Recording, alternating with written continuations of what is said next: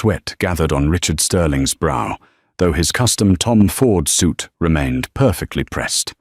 He leaned back in the mahogany chair of courtroom 302, a cruel, mocking smirk playing on his lips.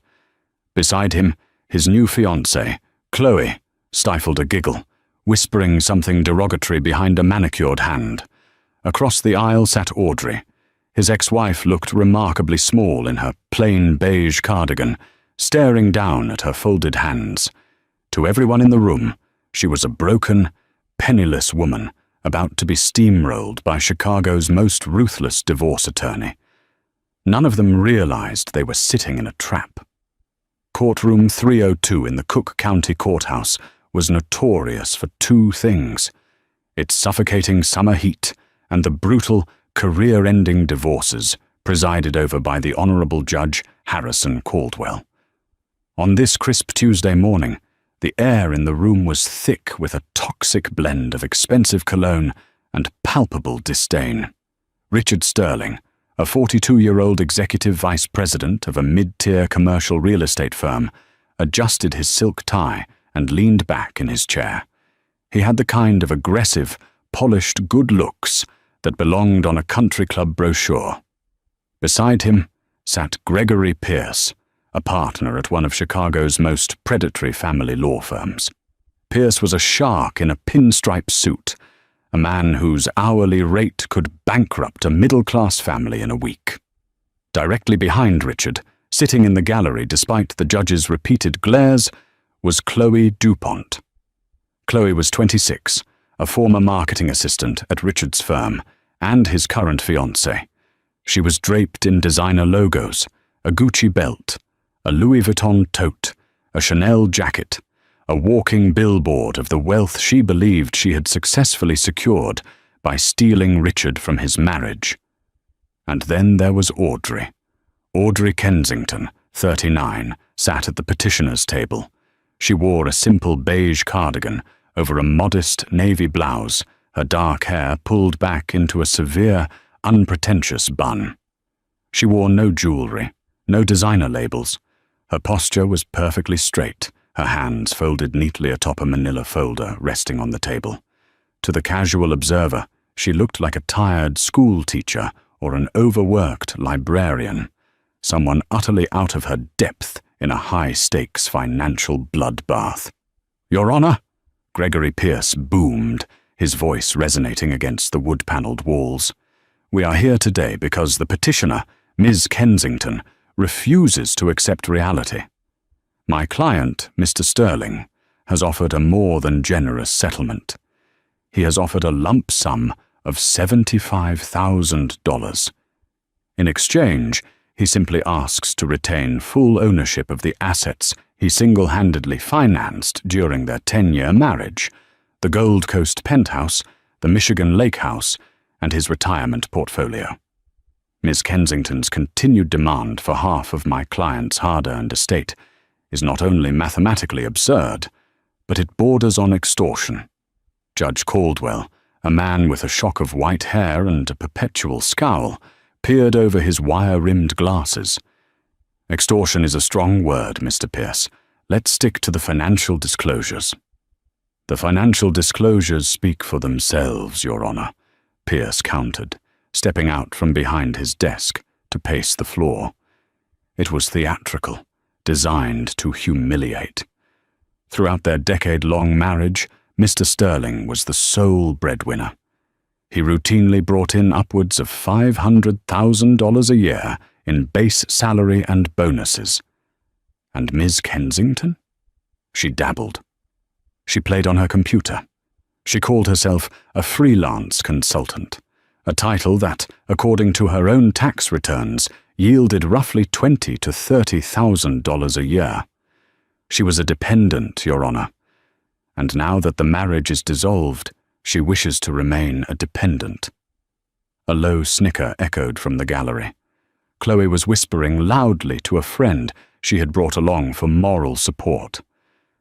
"She can't even afford a decent lawyer," Chloe murmured, loud enough for the first 3 rows to hear. It was true that Audrey's attorney didn't look the part of a high-powered litigator. Evelyn Reed sat next to Audrey, her reading glasses perched on the end of her nose, quietly scribbling notes on a yellow legal pad. Evelyn ran a small boutique practice. She didn't wear bespoke suits or flash expensive watches. She looked as unassuming as Audrey. Richard leaned over to Pierce and muttered, "Look at her. She's terrified. She knows she's got nothing. Push for the legal fees, Greg. Make her pay for dragging this out." "Patience, Richard," Pierce whispered back smoothly. "We let her bleed out on the stand today. By tomorrow, she'll be begging to take the 75 grand. Audrey heard the whispers. She felt the heavy, suffocating weight of their mockery. 10 years ago, she had married Richard because she believed in his ambition. She had loved his drive. But over the years, that drive had mutated into a grotesque narcissism. As Richard's salary climbed, so did his ego. He began to view Audrey not as a partner, but as a piece of outdated furniture, something comfortable but decidedly unglamorous, something to be replaced when a newer, shinier model came along. When he had handed her the divorce papers 6 months ago, right after their 10th anniversary dinner, he had been utterly devoid of empathy. "You've stalled, Audrey," he had told her, standing in the foyer of the penthouse she had spent years turning into a home. "I'm moving up in the world, and you're still just... Here, you have no ambition. You have no drive. Chloe understands my world. You just live in it." Audrey hadn't cried. She hadn't screamed. She had simply packed a single suitcase, called an Uber, and left. Richard assumed her silence was the paralysis of a broken, helpless woman. He assumed she had retreated to a cheap apartment to lick her wounds and figure out how to survive on her meager freelance income. He was wrong. So spectacularly, unbelievably wrong. "Ms. Reed," Judge Caldwell said, breaking the heavy silence in the room. "Does your client have a response to Mr. Pierce's characterization of the marital assets?" Evelyn Reed stopped writing. She tapped her pen twice on the desk, a small, rhythmic sound. She stood up, smoothing down her sensible grey skirt. "We do, Your Honor," Evelyn said, her voice calm and remarkably steady. "We dispute Mr. Pierce's assessment of the marital estate. Furthermore, we dispute the narrative that Mr. Sterling was the primary financial pillar of this marriage. We are fully prepared to proceed with the asset discovery process, and we believe the court will find Mr. Sterling's settlement offer to be vastly disproportionate to the reality of the situation." Pierce actually laughed out loud. "Disproportionate? Your Honor, we have provided 3 years of bank statements. Ms. Kensington's primary checking account has a current balance of $14,200. Mr. Sterling's assets are valued at roughly $4.2 million. The math is not complex." Audrey slowly raised her eyes and met Richard's gaze across the room. Richard flashed her a patronizing, pitying smile. He mouthed the words, "Give up." Audrey didn't smile back. She didn't flinch. Behind her plain exterior, a brilliant, calculating mind was quietly aligning the final pieces of a chessboard Richard didn't even know he was playing on. To understand the absolute delusion of Richard Sterling, one had to look back exactly 7 years to the 3rd year of their marriage. At the time, Richard had just been promoted to director at his firm. He was obsessed with status. He bought a Porsche he could barely afford and insisted they move into the Gold Coast penthouse, taking out a massive mortgage that stretched their monthly budget to its absolute breaking point. Audrey, who had a degree in computer science and applied mathematics from Northwestern, had tried to warn him. She had shown him spreadsheets, projected interest rate hikes, and pleaded with him to build a safety net. Richard had waved her off. "You don't understand leverage, Audrey," he had said, condescendingly, swirling a glass of expensive scotch. "You think like a middle-class clerk. I think like a wealth builder. Stick to your little website designs. Let me handle the real money." So, Audrey did exactly what he asked. She let him handle his money, and she quietly began handling hers. Audrey wasn't just doing website designs, she was a savant in data architecture. While Richard was out at steakhouses, schmoozing clients and complaining to his colleagues about his unambitious wife, Audrey was sitting at the small desk in the spare bedroom, writing code. She identified a massive inefficiency in how mid-level logistics companies tracked their supply chain overheads. Over the course of 18 months, working 12-hour days fueled by black coffee and sheer determination, she built a proprietary SaaS, software as a service platform to solve it. She named the software Ethelgard Logistics. She launched it quietly. Within 6 months, she had her first major corporate client. Within a year, she had 20. Because the software was entirely cloud-based and highly automated, her overhead was virtually zero. The revenue poured in like a tidal wave. At first, Audrey had wanted to tell Richard. She had planned a special dinner to celebrate her first $1 million in annual recurring revenue. But that very night, Richard had come home drunk, furious about a bonus he had missed out on. He had taken his anger out on her, mocking her clothes, mocking her hobby, and telling her she was lucky he was around to keep a roof over her head. That night, something inside Audrey snapped. The love she had for him didn't die instantly, but the trust completely evaporated. She realized that if she told Richard about the money, he wouldn't celebrate her. He would co-opt it. He would use her success to inflate his own ego, spend her money on more flashy cars, and claim he had mentored her into success. So Audrey built a fortress. She hired a premier corporate structuring firm in Delaware. She created a blind trust, the Vanguard Oak Trust, which owned a holding company named Horizon Zenith Capital. Horizon Zenith Capital owned Ethelgard Logistics. On paper, Audrey Kensington was entirely invisible. She paid herself a modest consulting fee of $30,000 a year, which was direct deposited into the joint checking account she shared with Richard.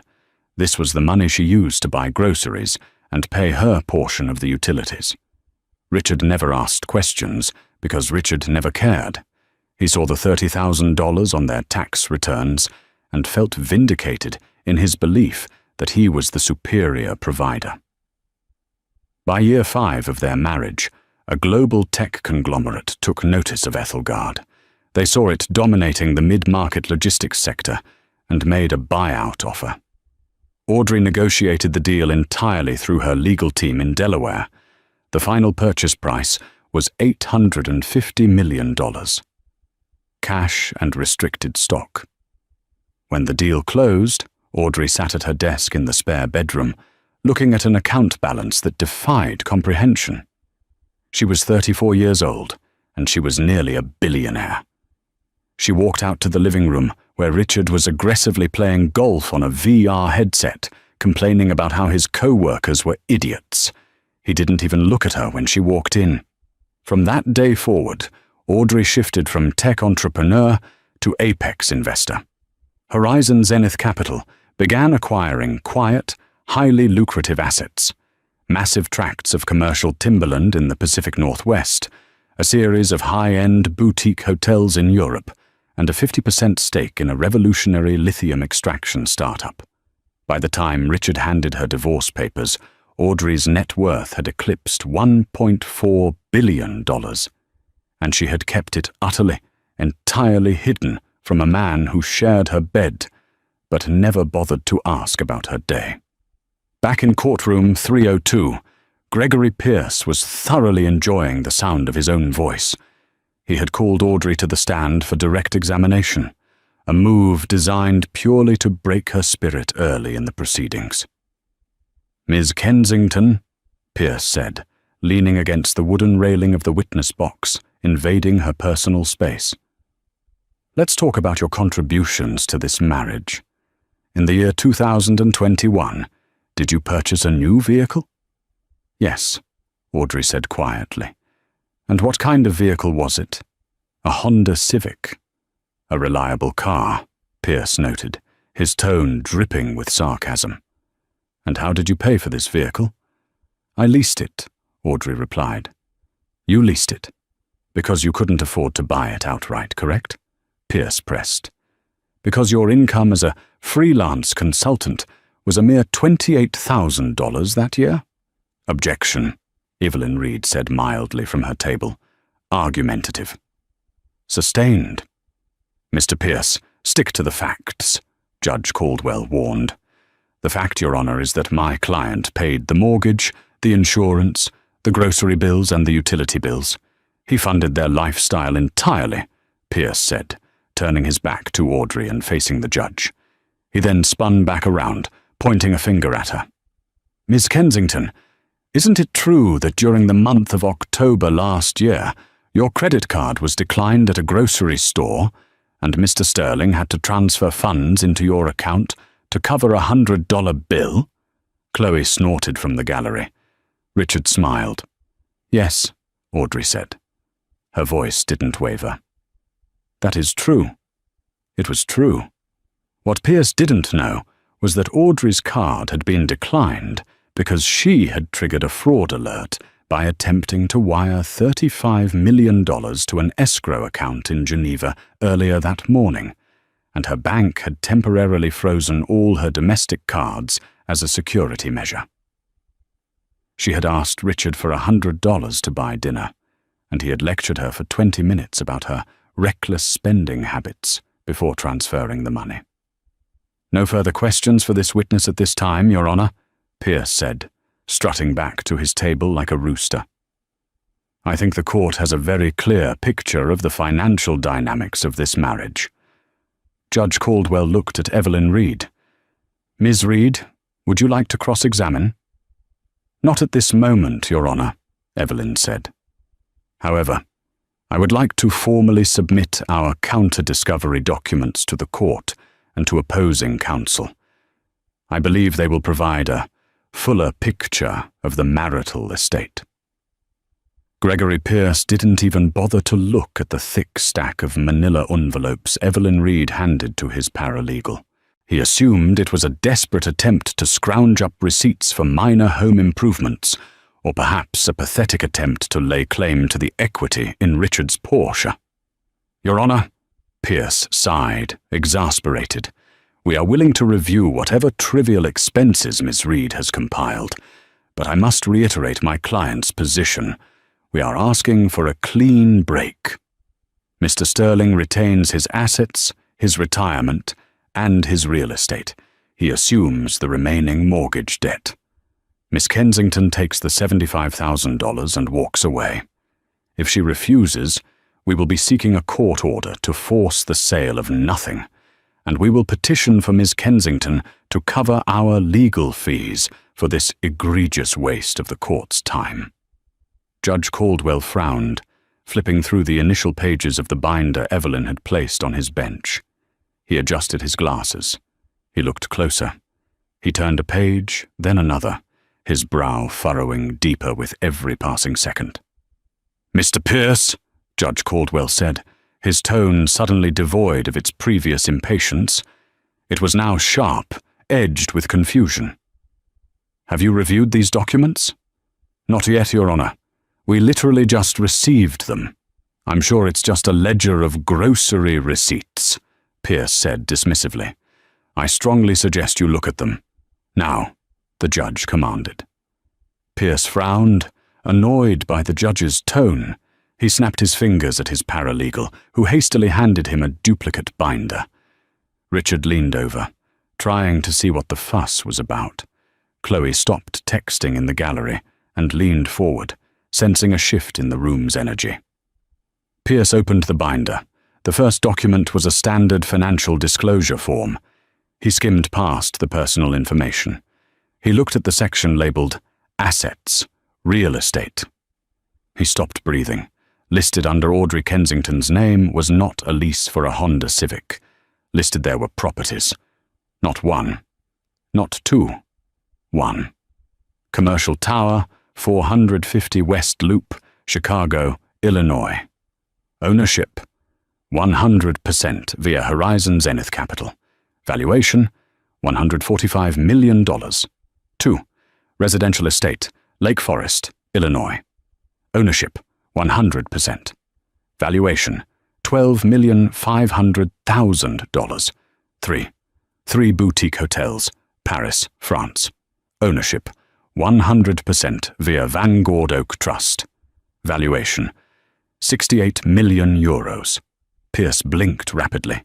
He felt a sudden, cold dread pool in his stomach. He flipped the page to liquid assets and equities. Account 1. J.P. Morgan Private Bank. Balance, $214,500,000. Account 2. UBS Wealth Management. Geneva. Balance, $410 million. Corporate holdings, 50% equity in Ethereum Lithium Corp. Estimated valuation, $650 million. What is this? Pierce croaked. His booming theatrical voice was completely gone. He sounded like a man who had just swallowed glass. Is this a joke? This is fraudulent documentation, Your Honor. This is perjury. Richard grabbed the binder from Pierce's hands. He stared at the numbers. His eyes widened until they looked like they might pop out of his skull. 410 million? What is this, Audrey? What kind of sick prank is this? Audrey sat perfectly still. She looked at Richard, her expression serene, almost pitying. Your Honor, Evelyn Reed said, stepping forward. Her demeanor was no longer mild, it was commanding. As the court can clearly see from the verified, audited financial statements provided by Goldman Sachs, J.P. Morgan, and our corporate trustees in Delaware, my client, Ms. Kensington, possesses a net worth of approximately $1.42 billion. These assets were acquired during the course of her marriage to Mr. Sterling. Chaos erupted in courtroom 302. "Billion!" Chloe screamed from the gallery, leaping to her feet. "She's a billionaire! You said she was broke!" She hit Richard on the shoulder. "Silence in the gallery!" Judge Caldwell bellowed, slamming his gavel. "Bailiff, if that young woman speaks again, escort her out!" Chloe clamped her hands over her mouth, her eyes wide with shock and horror as she stared at the woman in the cheap beige cardigan. Richard was hyperventilating. His perfectly pressed suit suddenly felt like a straitjacket. He looked at his own lawyer, panic setting in. Greg, tell them this is fake. Tell them she's lying." "Your Honor," Pierce stuttered, visibly sweating now. We had no knowledge of these assets. This completely changes the scope of the discovery." "It certainly does, Mr. Pierce," Evelyn Reed interrupted smoothly. "Illinois is an equitable distribution state. Assets acquired during the marriage are subject to division. However, it is also a state that frowns heavily upon financial abuse, abandonment, and the dissipation of marital assets for the purpose of carrying on an extramarital affair." Evelyn walked over to the defense table and dropped another, thinner folder in front of Pierce. "What is this?" Pierce asked, terrified to open it. "That," Evelyn said, her voice ringing out clearly, "is a detailed accounting of Mr. Sterling's financial activities over the past 3 years. You see, while my client was quietly building a billion-dollar empire, Mr. Sterling was busy committing fraud." Richard's face drained of all color. "Fraud? I didn't." "You did, Richard," Audrey spoke for the first time since she had left the witness stand. Her voice wasn't loud, but in the stunned silence of the courtroom, it carried like a gunshot. "You forged my signature." Evelyn opened the folder for Pierce, pointing a manicured finger at the highlighted documents. 2 years ago, Mr. Sterling took out a second mortgage on the Gold Coast penthouse.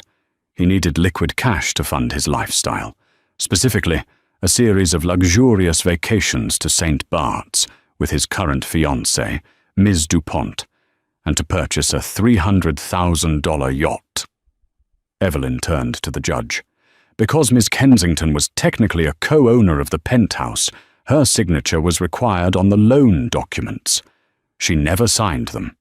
Mr. Sterling forged her signature, secured a loan of $1.2 million, and squandered it entirely on an extramarital affair. We have the forensic handwriting analysis to prove it, as well as the paper trail of wire transfers from his private account to a yacht brokerage in Miami. Judge Caldwell looked at Richard with absolute disgust. "Mr. Sterling, is this true?" I, Richard stammered, looking frantically around the room. The smug, arrogant executive was gone. In his place was a trapped, terrified animal. She wouldn't have understood the leverage. It was an investment. I was going to pay it back. By committing felony wire fraud and forgery? Judge Caldwell asked, his voice dripping with venom. Your Honor, Evelyn continued, twisting the knife. Mr. Pierce stood here today and demanded that my client accept $75,000 and walk away, leaving Mr. Sterling with his hard-earned estate. We would like to officially reject that offer. Evelyn pulled out a final sheet of paper. Our counter-offer is as follows. Given Mr. Sterling's egregious financial misconduct and felony forgery, we are petitioning the court for an unequal distribution of the marital estate.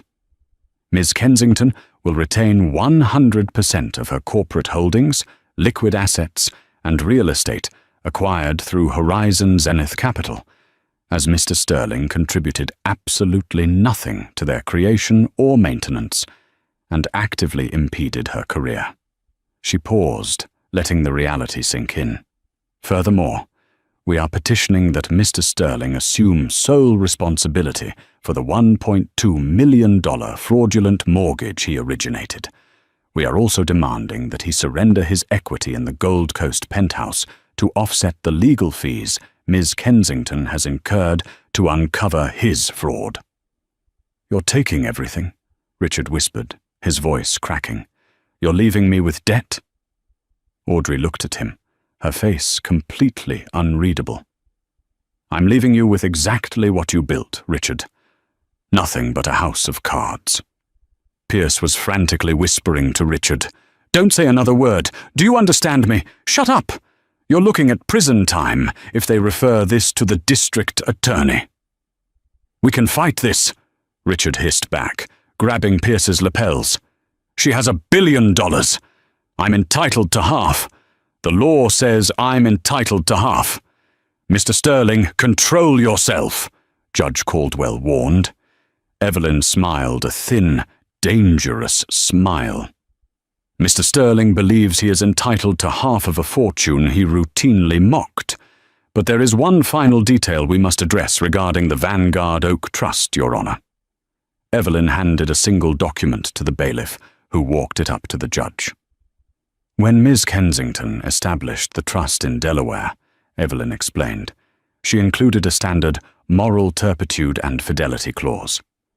It is a highly specific covenant, stating that any beneficiary or spouse of a beneficiary forfeits all claims to the trust's assets if they are proven to have engaged in documented financial infidelity or adultery that results in the dissolution of the marriage. Evelyn looked directly at Chloe, who was now weeping silently in the gallery. We have provided the court with over 400 pages of text messages, hotel receipts, and photographs documenting Mr. Sterling's affair with Miss DuPont, spanning back 2.5 years. By his own actions, Richard Sterling legally locked himself out of $1 billion fortune. Richard slumped into his chair, as if he had been physically struck. The air rushed out of his lungs. He looked at the plain beige cardigan Audrey wore. It wasn't a symbol of poverty. It was armor. She had sat there, letting him humiliate her, letting him dig his own grave while holding all the cards.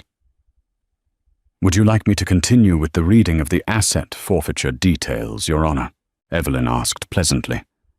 "Or should we allow Mr. Pierce some time to consult with his client about his impending bankruptcy?" Judge Caldwell slammed his gavel down, the sound echoing like a thunderclap in the silent room. "We are taking a 30-minute recess," Judge Caldwell announced, his voice slicing through the pandemonium of courtroom 302. He pointed a stern finger at Gregory Pierce. "Counselor, I suggest you use this time to advise your client on his Fifth Amendment rights, because the moment we reconvene, I am forwarding these forged mortgage documents to the Cook County State's Attorney's office." The crack of the gavel was definitive. The judge swept out of the room, leaving behind a suffocating silence that lasted only a second before the courtroom erupted again. Pierce didn't even pack his briefcase. He rounded on Richard, his face purple with rage. "You forged a signature on a $1.2 million federal bank loan?" he hissed, his voice dropping to a furious whisper. "You lied to me during discovery. Do you have any idea what you've done to my firm's reputation?" "To me?" "Greg, please! You have to fix this," Richard pleaded, his hands trembling as he reached for his lawyer's sleeve. "She set me up. She hid $1 billion. "She hid it legally, you idiot," Pierce spat, violently shaking off Richard's grip. "She put it in a Delaware blind trust. It's airtight. But you committed felony wire fraud. I am a divorce attorney, Richard. I don't do white-collar criminal defense, and even if I did, I wouldn't touch you with a 10-foot pole. My retainer just tripled, and if you can't pay it by noon, I am filing a motion to withdraw as your counsel." Pierce stormed out of the courtroom, leaving Richard standing alone at the defense table, looking like a man who had just stepped on a landmine and was waiting for the click. In the gallery, Chloe was having a full-blown meltdown. The carefully curated illusion of her glamorous future had just evaporated in the span of 20 minutes. She pushed past the wooden swinging gate, her expensive heels clicking frantically on the linoleum. "Richard!" she shrieked, her voice stripped of its usual breathy, flirtatious tone. "Is it true? You don't have the money? You took out a loan for the boat?" "Chloe, baby, keep your voice down," Richard begged, looking nervously at the bailiff who was watching them with undisguised amusement. "I can explain. We just hit a little bump. I'm still a vice president. I still make $500,000 a year." $500,000? Chloe interrupted, laughing hysterically. "You owe more than $1 million to the bank. You're going to jail. I didn't sign up for this. I signed up for a penthouse and St. Bart's, not conjugal visits." Across the room, Audrey was calmly packing her beige canvas tote bag. Evelyn Reed handed her a sealed copy of the transcripts. Neither woman paid any attention to the soap opera playing out at the defense table. They moved with the quiet efficiency of snipers who had just confirmed their target was neutralized. As Audrey turned to walk down the center aisle, Richard broke away from Chloe and blocked her path. His face was pale, slick with cold sweat. The arrogant sneer he had worn just an hour ago was entirely gone, replaced by the desperate, wide-eyed look of a drowning man. "Audrey. Odie, wait," Richard stammered, holding his hands up placatingly. Let's just talk about this. As adults. We were married for 10 years. We loved each other once. You don't want to see me go to prison, do you?" Audrey stopped. She looked up at him, her dark eyes completely devoid of the warmth he had spent a decade taking for granted. She didn't look angry. She looked utterly indifferent, which terrified him even more. "We aren't adults having a conversation, Richard," Audrey said, her voice smooth and unbothered. "We are opposing parties in a litigation you initiated, and you didn't love me. You loved the convenience of me. You loved having a quiet, unassuming wife at home while you played the big shot." "I made a mistake," Richard practically whined, ignoring the fact that several law clerks had stopped in the hallway to watch the spectacle. The loan! It was a bridge loan! I was going to pay it off with my year-end bonus. And Chloe, she meant nothing. A midlife crisis. You have $1 billion, Audrey. You won. Just drop the forgery claim. Give me half of the penthouse equity, and we walk away clean. Audrey tilted her head, studying him as if he were a fascinating, slightly pathetic insect. You still don't get it, Audrey said softly. I didn't hide the money to hurt you. I hid it to protect myself from you. I would have gladly shared my life with you if you had ever treated me as an equal. But you wanted a subordinate. Well, Richard, congratulations. You're finally the smartest person in the room you can afford. She stepped around him, leaving him standing, paralyzed in the doorway of courtroom 302. I'm leaving you, Richard, Chloe yelled from down the hall, already furiously tapping on her phone, likely looking for a ride. Don't ever call me again. Richard watched his billionaire ex-wife walk calmly toward the elevators, while the woman he had destroyed his marriage for practically ran toward the exit. He felt his chest tighten, a crushing weight pressing down on his lungs.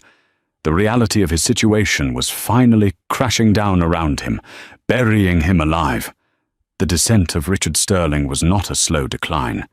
It was a free fall. 72 hours after the explosive hearing in courtroom 302, the Cook County State's Attorney formally opened an investigation into the fraudulent second mortgage. Subpoenas were issued to Richard's bank, the mortgage brokerage, and, most devastatingly, to his employer, Sterling and Barrett Commercial Real Estate. On Monday morning, Richard swiped his keycard at the glass doors of his downtown office. The light flashed red. He frowned, trying it again. Red. Mr. Sterling? Richard turned to see two security guards standing behind him, their expressions grim. Mr. Barrett would like to see you in the ground floor conference room. Immediately. William Barrett, the CEO and founding partner of the firm, was a ruthless businessman who protected his company's reputation with religious fervor. When Richard walked into the sterile, windowless conference room, Barrett was already seated, flanked by the head of human resources and the company's internal legal counsel. Sit down, Richard, Barrett commanded, skipping any pretense of a greeting. William, I can explain the subpoenas, Richard started, his voice cracking slightly. It's a messy divorce. My ex-wife is trying to leverage some accounting errors. Save it, Barrett interrupted, sliding a manila folder across the table. We received a grand jury subpoena this morning, demanding all of your corporate emails, expense reports, and compensation history. The allegation is that you forged a federal document to secure $1 million loan. Our firm's name is on your employment verification for that loan. I am completely innocent, Richard lied, though the sweat pouring down his face told a different story. My lawyer is handling it. Your lawyer, Gregory Pierce, dropped you on Friday, the internal counsel noted dryly, looking at a tablet. It's public record on the court docket. Barrett leaned forward, his eyes cold. We handle hundreds of millions in client assets, Richard. We cannot have a vice president who is under active federal investigation for wire fraud and forgery. Effective immediately, your employment is terminated for cause under the moral turpitude clause of your contract. Your unvested stock options are forfeit. Your severance is denied. Hand your company phone and laptop to security. You will not be allowed upstairs to clear your desk. HR will mail your personal effects. You can't do this, Richard shouted, slamming his hand on the table. I brought in $4 million in commissions last year. You need me. We need clean hands, Barrett corrected coldly. You're toxic waste, Richard. Security will escort you out. Within 30 minutes, Richard was standing on the curb of Wacker Drive, holding a cardboard box containing a framed photo of a golf course and a few expensive pens. He had no job, he had no lawyer, and he had a crushing mountain of debt. He hailed a cab and headed back to the Gold Coast penthouse, desperately hoping Chloe had cooled off and returned. He needed someone, anyone, to tell him this was going to be okay. When he unlocked the heavy oak door of the penthouse, the silence was deafening. "Chloe," he called out, his voice echoing in the cavernous, high-ceilinged living room. No answer. He walked into the master bedroom and froze. The walk-in closet they shared had been entirely gutted on one side. All of Chloe's designer clothes, the handbags he had bought her, the jewelry, gone. Worse, she hadn't just taken her own things. Richard walked back out to the living room and realized the empty spaces on the walls. The 2 original abstract paintings he had purchased in Miami were missing. The expensive espresso machine was gone from the kitchen counter. Even the vintage Rolex he kept in his desk drawer had vanished. She had stripped the apartment of anything she could carry and pawn. Richard sank onto the Italian leather sofa, burying his face in his hands. His phone buzzed in his pocket. He pulled it out, hoping against hope it was Chloe apologizing, or Barrett saying it was a misunderstanding. It was an automated text message from his bank. "Alert. Your primary checking account ending in 4402 is overdrawn by -$1,450. An automatic payment to Miami Yacht Brokerage has bounced." He had forgotten to stop the auto-pay for the boat he bought with the forged loan money. He threw the phone across the room, watching it shatter against the marble floor. Over the next 2 months, the walls closed in completely. Without his $500,000 salary, Richard couldn't make the payments on the primary mortgage of the penthouse, let alone the fraudulent second mortgage. The bank initiated foreclosure proceedings. A week later, he woke up to the sound of diesel engines outside his building. He looked down from his balcony just in time to see a tow truck hauling away his Porsche Macan. He was forced to hire a cut-rate defense attorney named Arthur Pendleton, a man who worked out of a strip mall in the suburbs and constantly smelled of stale cigarettes and cheap coffee. Pendleton took one look at the evidence Evelyn Reed had handed over to the DA and gave Richard the brutal truth. "They have you dead to rights, Sterling," Pendleton had said, coughing into a tissue. "The handwriting experts are unanimous.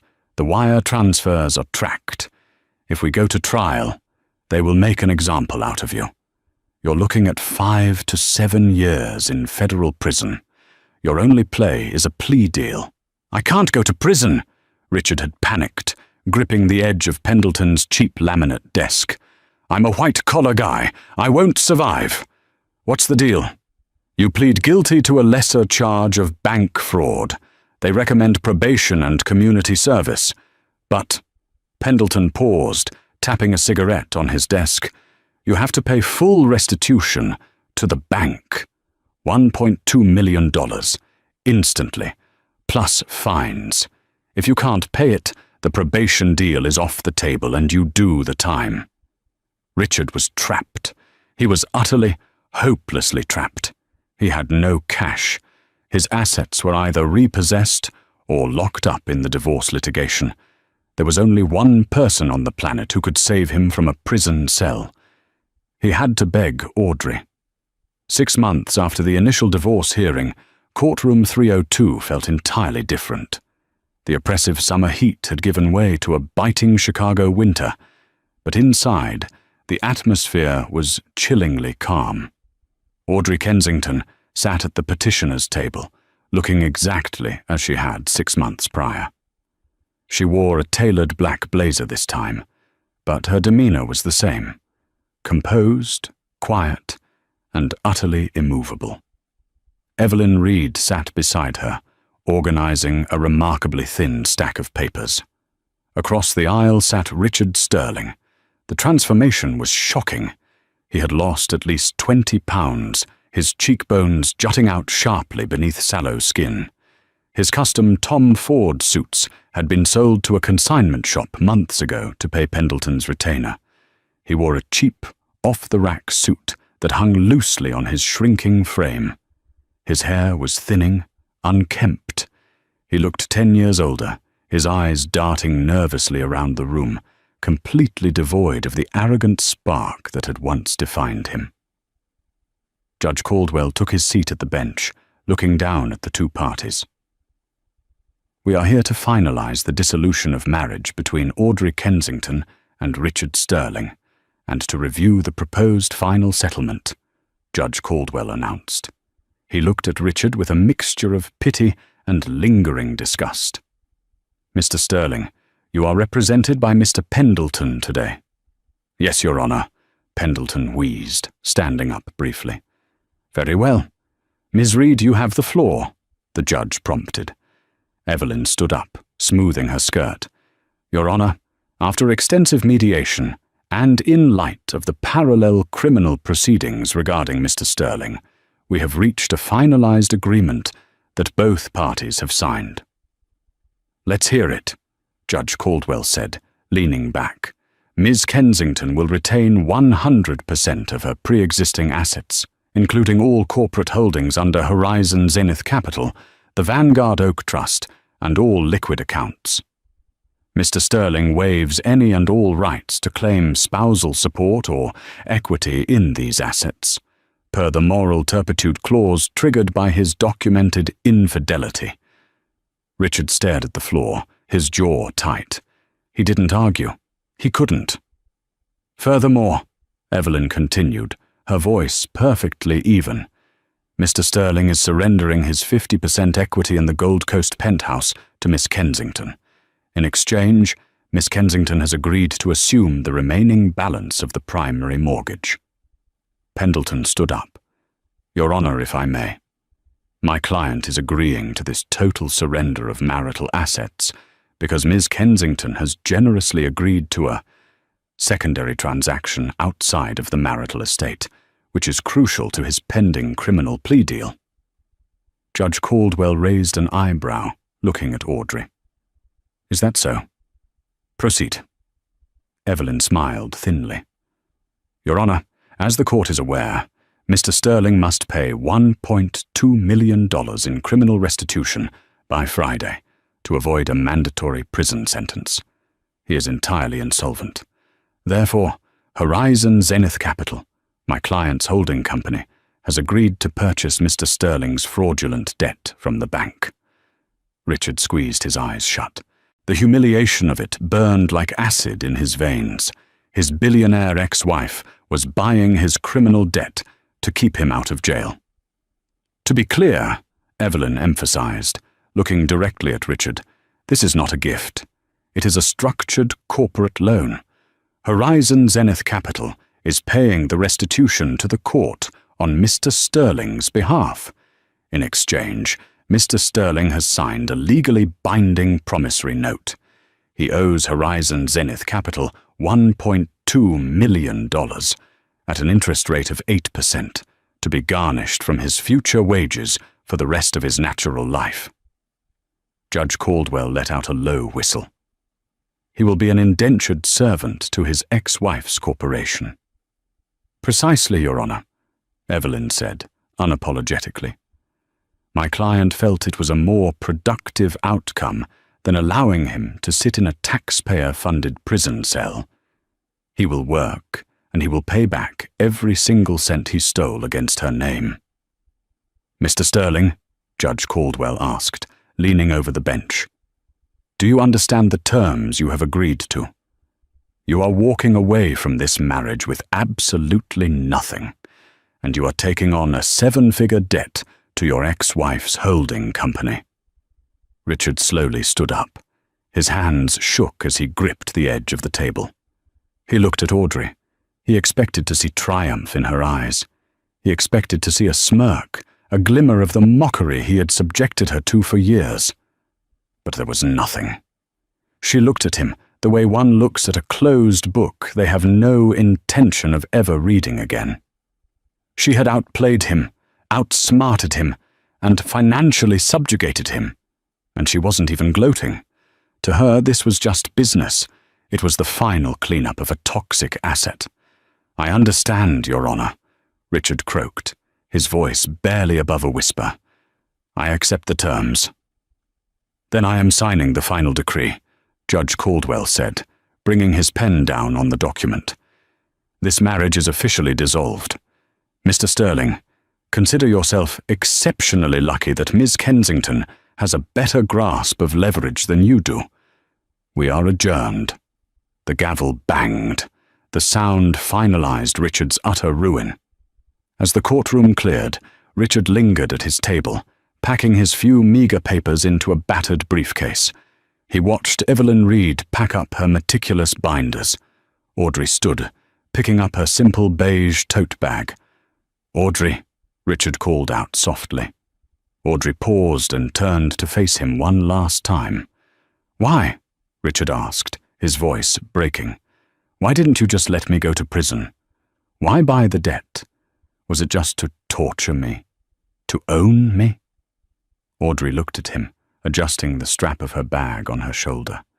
The harsh fluorescent lights caught the quiet, unyielding strength in her face. "You give yourself too much credit, Richard," Audrey said calmly.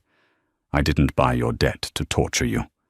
I bought it because the bank was offering a distress sale, and I negotiated the purchase for 80 cents on the dollar. Horizon Zenith Capital stands to make a 20% profit on your repayment, plus the 8% annual interest." Richard's mouth fell open. He was stunned into absolute silence. "You see," Audrey continued, her tone completely devoid of malice, delivering the final, fatal blow to his ego. "You were never my husband in the end. You were just a bad investment, and I don't let bad investments cost me money." With that, the billionaire turned and walked out of the courtroom, leaving Richard Sterling standing in the wreckage of a life he had arrogantly dismantled with his own 2 hands. 2 years had passed since the heavy wooden doors of courtroom 302 closed on Richard Sterling's lavish, deceitful life. Chicago's blistering summers and brutal winters cycled through, but the financial hierarchy of the city had subtly shifted. Audrey Kensington had not bought a super yacht. She had not purchased a fleet of neon sports cars, nor had she plastered her name across a hospital wing. True to her nature, she remained an invisible force. She upgraded her wardrobe from department store cardigans to understated, bespoke, Loro Piana cashmere, but she still drove herself to the grocery store. Her company, Horizon Zenith Capital, however, had grown into an apex predator in the private equity ecosystem. Operating from a sleek, unlisted office overlooking the Chicago River, Audrey quietly orchestrated billions. Her success was so profound and efficiently managed that it began attracting the attention of the ultra-elite. Just last month, she had politely declined a highly publicized joint venture acquisition offer from Ken Griffin, the billionaire founder of Citadel, simply because she preferred to keep her board of directors entirely independent. Griffin had reportedly been stunned. Nobody turned down Citadel, but Audrey Kensington did. She didn't need the capital, and she certainly didn't need the validation. Evelyn Reed, who had since become Horizon Zenith's chief in-house counsel, walked into Audrey's corner office on a rainy Tuesday afternoon. She dropped a pristine, leather-bound folder onto Audrey's glass desk. "Quarterly reports," Evelyn said, pouring herself a cup of green tea from a silver carafe. The lithium extraction startup in Nevada just cleared its environmental hurdles. We're projecting a 400% return by Q3. Audrey didn't look up from her laptop, though a small smile touched her lips. "Excellent. Roll 50% of the initial profits into the Vanguard Oak philanthropic arm. I want to fully fund that domestic abuse shelter initiative we discussed." "Done," Evelyn said. She paused, tapping her manicured fingernail against the leather folder. "And I have the monthly disbursement report from accounting, including the special debt collection. Audrey finally looked up, closing her laptop. How is Mr. Sterling keeping up with his corporate obligations? Evelyn couldn't help but smirk. He's remarkably punctual, mostly because he has no choice. The court-ordered garnishment takes exactly 35% of his gross income before it ever hits his checking account. Richard's life had become a masterclass in irony. Following his conviction for misdemeanor bank fraud, a plea deal that kept him out of a cell but permanently destroyed his corporate reputation, he had been entirely blacklisted from commercial real estate. No reputable firm in the Midwest would touch an executive with a forgery record.